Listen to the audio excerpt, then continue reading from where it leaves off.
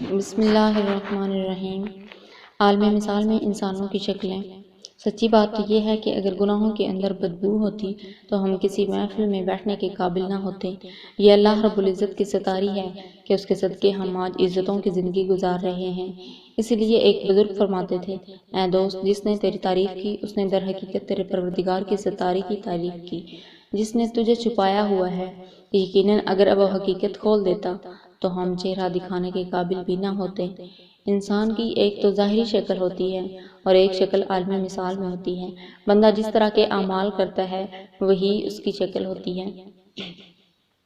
اگر جانوروں والے اعمال کرتا ہے تو اس کی شکل جانوروں جیسی ہوتی ہے۔ مثال کے طور پہ جس میں حرص زیادہ ہوتی ہے اس کی شکل عالم مثال میں کتے کی مانند ہوتی ہے، اس لیے کہ کتا حریص ہوتا ہے۔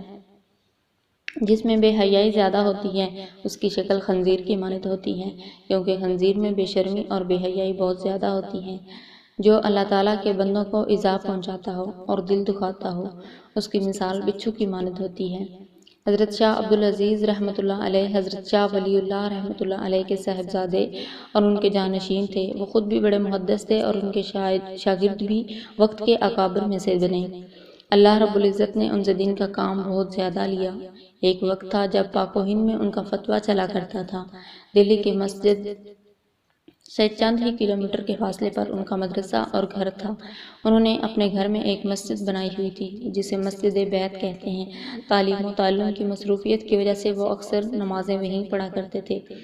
البتہ جمعۃ المبارک کی نماز جامع مسجد میں ہی جا کر پڑھا کرتے تھے۔ ان کے مریدین ان کی زیارت کے لیے تڑپتے تھے۔ اللہ تعالیٰ نے ان کو بہت زیادہ حسن و جمال عطا فرمایا تھا۔ ان کا چہرہ ایسا منور تھا کہ لوگ دیکھنے کو ترسا کرتے تھے۔ عام دنوں میں ان کی تعلیمی مصروفیت کی وجہ سے ان سے ملاقات نہ ہو سکتی تھی، البتہ جب وہ جمعہ کی نماز کے لیے جاتے تو اس وقت لوگ راستوں میں کھڑے ہو کر ان کا دیدار کیا کرتے تھے۔ ان کے خادم کا نام فصیح الدین تھا۔ وہ حضرت کو جمعہ پڑھانے کے لیے لے جایا کرتا تھا۔ پھر ایک وقت ایسا آیا کہ جب حضرت شاہ صاحب رحمۃ اللہ علیہ جمعہ پڑھنے جاتے تو بازار سے گزرتے ہوئے اپنے چہرے کے اوپر گھونگھٹ کی طرح رومال ڈال لیتے۔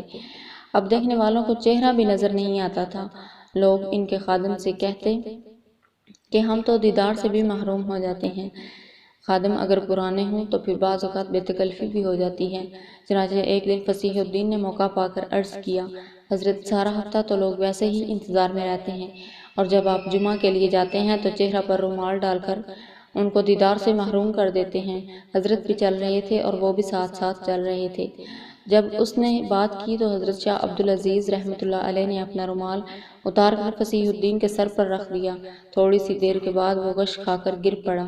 لوگوں نے اس کو زمین سے اٹھایا اور جب ہوش آیا تو پوچھنے والے نے پوچھا کہ آپ کے ساتھ کیا بنا؟ وہ کہنے لگا کہ جیسے ہی شاہ صاحب نے اپنا رومال میرے سر پہ ڈالا تو مجھے بھرے بازار کے اندر انسان تو تھوڑے نظر آئے لیکن کتے، بلے اور خنزیر زیادہ چلتے نظر آئے۔ ان کے اندر کی شکلیں اس کو کشف کی صورت میں نظر آ گئیں۔ یہ تو اللہ رب العزت کا احسان و کرم ہے کہ اس پروردگار نے گناہوں میں بدبو نہیں بنائی، جس کی وجہ سے ہم آج آرام سے محفلوں میں بیٹھ کر زندگی گزارتے ہیں۔